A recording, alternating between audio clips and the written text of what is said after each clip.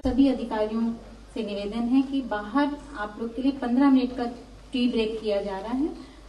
15 minute तक के लिए आप लोग टी ब्रेक के लिए जा सकते हैं।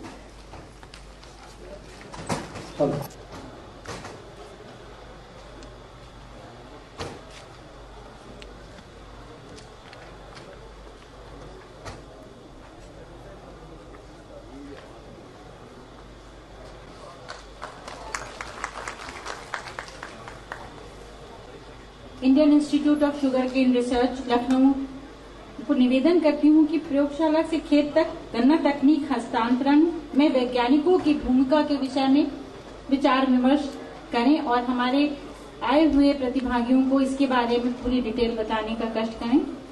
Welcome sir. गन्ना आयुक्त उत्तर प्रदेश सरकार श्री सुभाष शर्मा जी,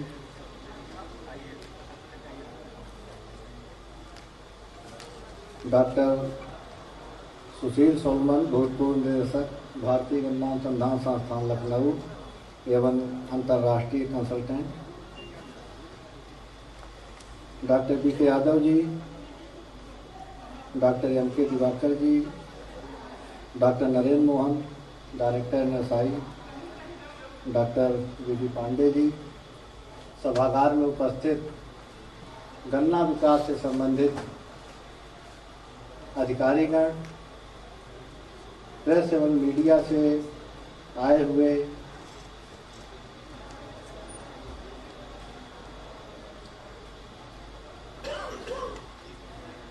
माननीयगण,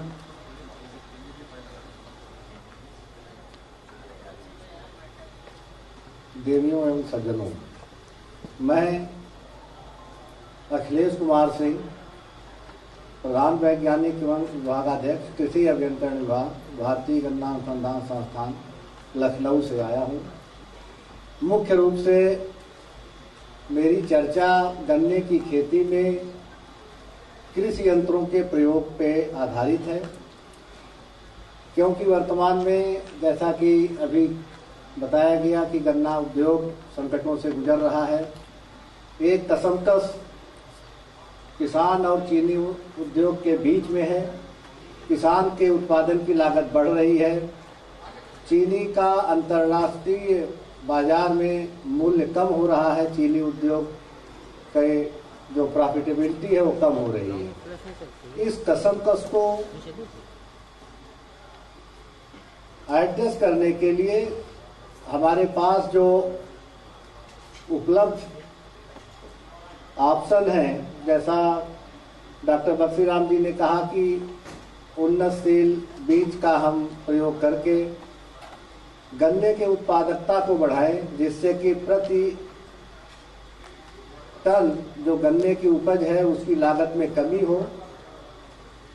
इसके अतिरिक्त गन्ना उत्पादन के लिए जो तकनीकें हैं, नवीन तकनीकों का उपयोग करके हम गन्ने की उत्पादकता बढ़ाएं और गन्ने के उत्पादन की लागत को कम करें। मेरा जो इसमें विषय है कि हम कैसे गन्ने की शस्य क्रियाएं, जो विभिन्न शस्य क्रियाएं गन्ने के उत्पादन में होती हैं, जैसे खेत की तैयारी है, गन्ने के खेत की बुआई है, उसके और भी जो इंटरकल्चरल निराई गुड़ाई, बेड़ की चढ़ाई, गन्ने की कटाई एवं कटाई के बाद गन्ने का एक विशेष गुण है कि इसमें पेड़ी ली जाती है, तो उस पेड़ी का कैसे प्रबंधन करें और उन शस्य क्रियाओं को करने में हम उसकी क्रियाओं को करने की लागत में कमी कैसे करें, कौन कौन से हमारे पास यंत्र उपलब्ध हैं। बहुत सारे इसमें से यंत्र भारतीय गन्ना अनुसंधान संस्थान में विकसित किए गए हैं, उनका किसानों के खेतों में प्रदर्शन भी किया गया है। किंतु जब तक गन्ना विकास से संबंधित आप लोगों का सहयोग उसमें नहीं मिलेगा, तब तक वो मशीनें या वो यंत्र जो हैं जिनके यहाँ इसके उपयोग की ज़्यादा से ज़्यादा आवश्यकता है, किसान के यहाँ तब तक पहुँचना मुश्किल होता है। इसके अतिरिक्त शासन के कुछ ऐसे पॉलिसी हैं जिसकी उसको बढ़ावा दे सकती हैं, और खेती पे शासन की तरफ से छूट है, जैसे ट्रैक्टर चलित मशीनों के ऊपर छूट है।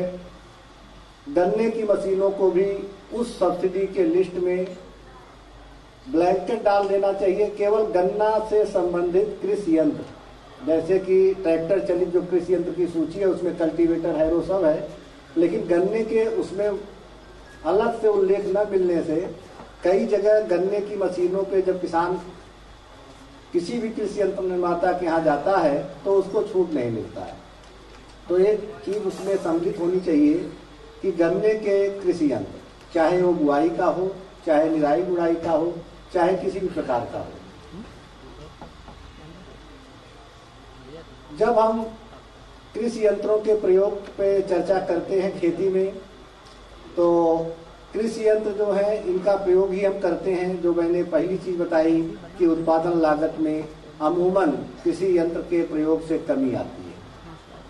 दूसरी चीज जो कृषि यंत्रों की विशेषता होती है, किसी कार्य की एकरूपता और उसको सही तरीके से करने की क्षमता।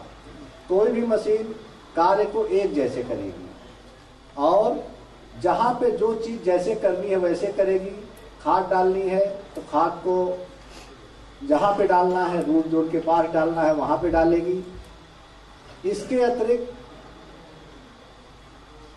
मशीन कार्य को समय पे संपादित करने में सहयोग करती है। मशीन कम से कम समय में ज्यादा से ज्यादा कार्य करती है और जो कार्य की दुरूहता है उसमें कमी करती है। मैं इस पे ज्यादा चर्चा करने के बजाय कैसे हम मशीनों को बढ़ाएंगे और कौन कौन सी मशीनें हैं, इस पे मैं सीधे आ जाता हूं।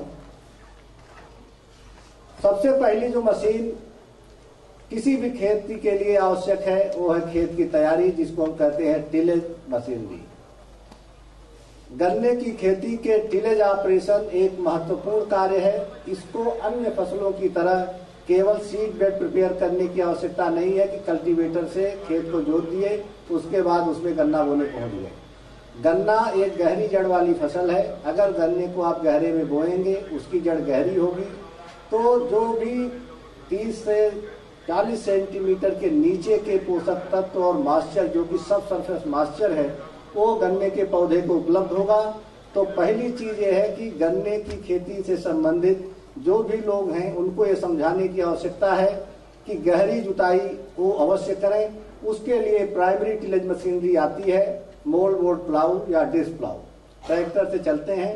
Mould board plough, disc plough अधिकतर किसानों के पास अब होने भी लगा है। पहले लोग नहीं रखते थे, लेकिन अब कुछ जागरूक किसान रखते हैं, लेकिन वो केवल अपना खेत करते हैं, किराए पर उसको नहीं करते, क्योंकि वो काफी डीप में जाता है और या तो उसका किराया अगर किसान ज्यादा देगा तभी वो करेंगे। तो ये समझने की जरूरत है गहरी जुताई गन्ने में क्योंकि और कोई फसल है आप साल भर में 3 बार उसमें प्राइमरी टिलेज या उसमें टिलेज करने का मौका पाते हैं। गेहूं 3-4 महीने में कट जाएगा, फिर आप उसको जोत देंगे। धान 3-4 महीने में कट जाएगा, फिर आप जोत देंगे। गन्ना एक ऐसी फसल है जो साल भर की फसल है और एक प्लांट क्रॉप के बाद 2 या 3 रेटून लिया जाता है। इसका तात्पर्य यह है कि गन्ने की खेती में आपको टिलेज ऑपरेशन करने का मौका 4 साल में 1 बार मिलता है। तो इसलिए एक ऑपरेशन जो मोल्ड बोर्ड प्लाऊ या डिस्क प्लाऊ से गहरी जुताई अवश्य करें। उससे 15-20 सेंटीमीटर की गहराई पे एक सेमी इम्परवियस कड़ी परत जो बनती है वो परत टूट जाती है और वो पहला अवरोध जो गन्ने की फसल को मॉइस्चर और पोषक तत्व जो कि up to the depth of 35 centimetre वो उसको मिलने लगता है। उसके बाद जब हम गन्ने के विशेष रूप पे आएंगे तो गन्ने की बुआई है। गन्ने की बुआई एक श्रम साध्य प्रक्रिया है, क्योंकि इसका बीज अपने आप में तैयार नहीं होता।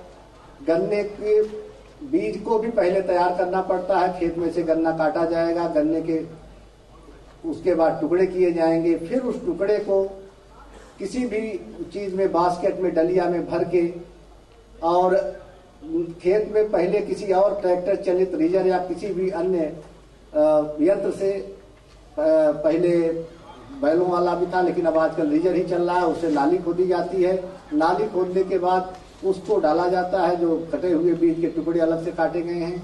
खाद डाली जाएगी, दवा डाली जाएगी, फिर उसको मिट्टी से ढका जाएगा, फिर पटेला लगाया जाता है। करीब 5-6 प्रक्रियाएं गन्ने की बुआई में हैं और गन्ने में 60 कुंटल बीज प्रति हेक्टेयर लगता है, जो कि अमूमन किसी और क्रॉप से बहुत ज़्यादा होता है। इसलिए गन्ने की खेती की अपनी समस्याएं हैं। गन्ने की बुआई भी अपने आप में एक दुरूह कार्य मानी जाती है, जहाँ पे 60 कुंटल बीज पहले तैयार किया जाएगा और उस बीज को खेत में फिर डाला जाएगा।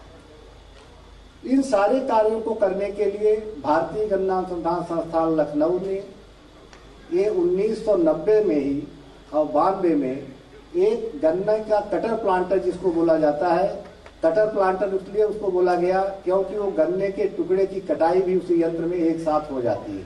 तो गन्ने के टुकड़े की कटाई, नाली खोदने का कार्य, टुकड़े को नाली में डालने का कार्य, खाद और दवा डालने का कार्य और मिट्टी से टुकड़ों को ढकने का कार्य और उसके ऊपर पाटा लगाने का कार्य, ये सारे कार्य वो यंत्र एक साथ संपादित कर देता है। और ये जो अभी फोटो है वो ट्रेंच प्लांटर का है। अगर इसके अलावा अगर दिखाएं,